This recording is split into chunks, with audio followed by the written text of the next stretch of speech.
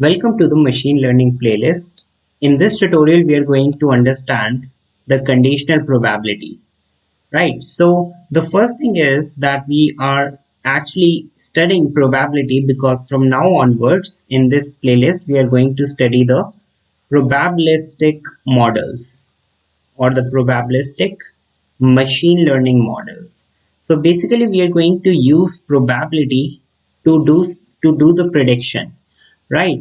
So one such probabilistic model that we are going to study is known as the Gaussian Bayes classifiers or Gaussian naive Bayes classifiers, which are very important in machine learning.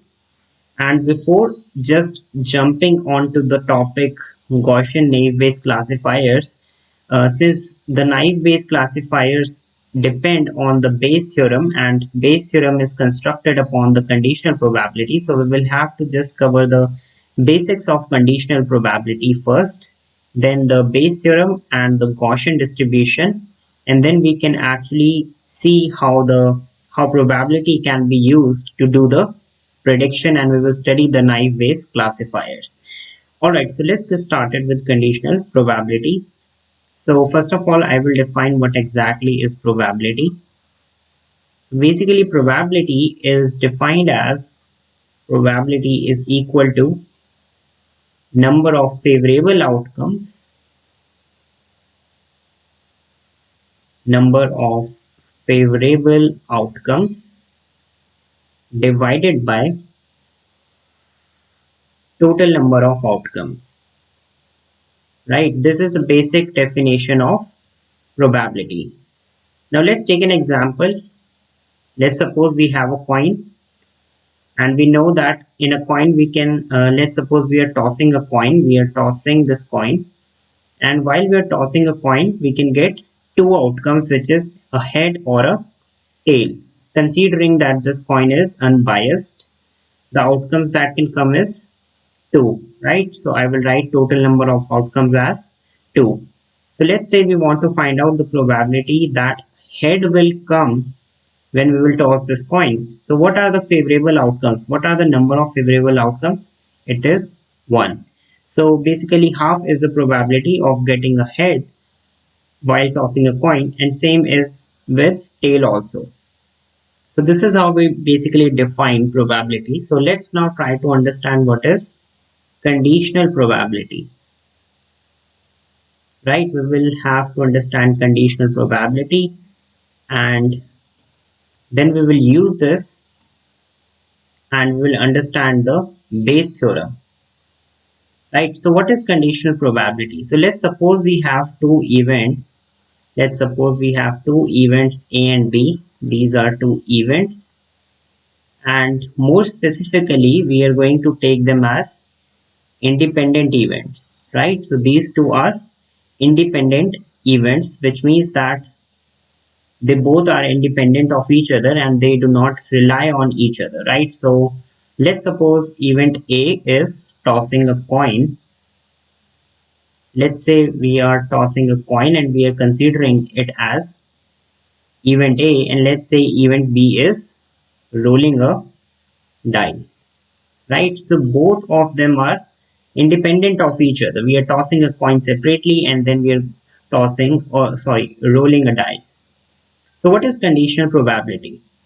So conditional probability will answer these types of question which I'm going to write here. So the question is, what is the probability that event A, that event B, not A, right? What is the probability that event B will occur when event A has already occurred, has already occurred, right? So in this case, we cannot directly use the formula of probability. We cannot use this.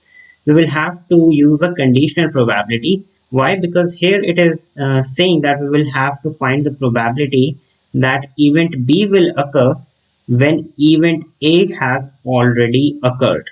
right? So this is very important.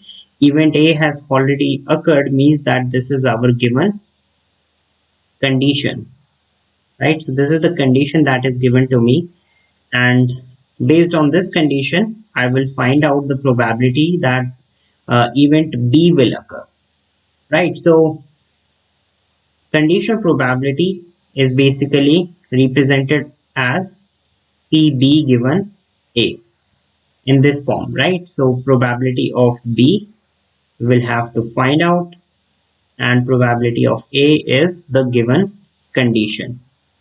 This is how a conditional probability is represented by this symbol, right? So the formula for conditional probability is given as PB intersection A divided by probability that event A will occur. This is the formula for conditional probability. So now I'm going to give an example. We will solve an example which will use conditional probability. First, we will solve that example without using this formula, and then we will see how we can. Then we will recheck it with this formula. We will recheck it with this formula. All right. So now consider this example. Let's say we are tossing a coin 3 times, right? So we are just tossing a coin 3 times. So let's say we define an event E where we say that that there are at least two heads, right? So let's suppose I'm tossing the coin 3 times. So let's suppose this is the first toss, this is the second, and this is the third one.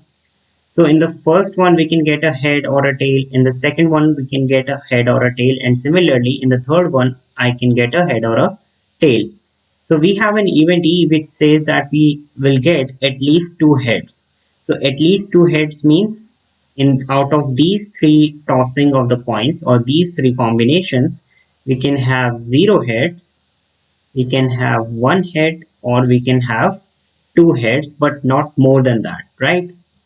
Now let's define one another event which says that the first throw will show a head, will show head. All right, so we are tossing the coin 3 times. So let's try. So we know that it will have here head or a tail. Here also we have a head or a tail, and similarly like this. So we have 2 raised to the power 3, which is 8 combinations. I'm going to write all the combinations here, right? So for 8 I will write 4 times H and 4 times T, and similarly 2 times H and T. These are all the combinations that we will get when we are tossing the coin 3 times. I'm just writing all the combinations. Now 1 time H, T, H, T, and so on. Right, so these are the 8 combinations that we have. So when we will toss the coin 3 times, these are the combinations that we can have.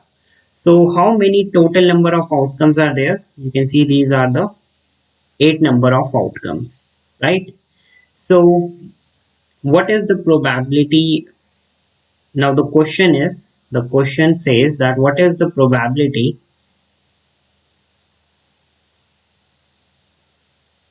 of event E when F has occurred, right? This is the question that we are given. Now this means that we will have to find out the probability E given F. We will have to find this out. Now what does this mean? This basically means that we are going to find out the probability that when we are tossing the coin 3 times, 2 times we are getting the heads, and the first throw will show a head, right? So in the first throw we will always show a head, and the rest two can be a head or a tail, right? We will have to find out the probability that at least 2 heads will come and it is given that the first throw will show head. So it is given. So let's see what is the answer of this. So first of all, we will have at least two heads, but what is given to us is event F. Now event F says first throw will show a head. Now how many events are there that will show head in the first throw? There are four events: 1, 2, 3, and 4. Right? So total how many outcomes are there? There are four number of outcomes, right? So there are total number of four outcomes. Now it is saying that at least two heads should come. At least two heads means zero head, one head, or two head. Now out of these you can see that this event is having three heads, which is not allowed, and except this combination, all these three combinations are valid. In this one we have two head, then again two head, and here we have only one head. So how many favorable outcomes are there? So there are three favorable outcomes, right? So this is basically the answer of this problem. Now we are going to use the formula and we will check whether answer is 3 by 4 or not, right? So the formula says that it will be E intersection F and P of F, right? Sorry, P of E. So what is the probability of E? So probability that E will occur is, what is the E, which is at least two heads. Now you can see out of all these 8 combinations are there, because it is not a conditional probability. I have all the 8 combinations. Now at least two heads, right? So let's count how many events are there which has at least two heads. This one has two heads, two. This one is also valid, and all of them are valid, right? So 7 out of 8 are valid. Now let's calculate P of F. So what is P of F? P of F is the first throw will show head. So again the total number of outcomes is 8, but it says that the first throw will show head, and there are only 4 favorable outcomes because these 4 have the first throw as head. So I'm going to write 4 by 8. So basically this is the formula for the conditional probability, and it should not be P of E, it should be P of F, right? If this is A, this is B, sorry, this is B and this is A, so it should be P of F. You can recheck from this formula here which is given. So this should be F. P of F is 4 by 8. Now we have calculated this. Now let's calculate what is P E intersection F. Right? So since we are again calculating the probability, we will consider all the combinations, which is 8 combinations.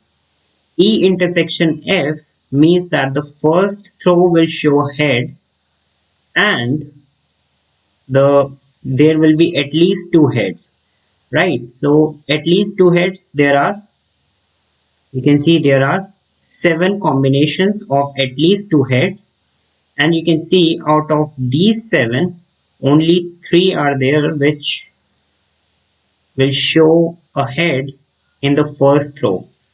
So E intersection F will give me 3 by 8. So if I will just put these two in here, it will be 3 by 8 divided by 4 by 8, which will give me 3 by 4. So the probability of event E occurring given an event F will be 3 by 4. So in this manner, we can calculate the conditional probability. In the next tutorial, we will study the Bayes theorem. We will study the Bayes theorem, and we will use this formula and conditional probability to see what is this Bayes theorem, and we will also do an example on this theorem. So that's all for this tutorial. Thanks for watching.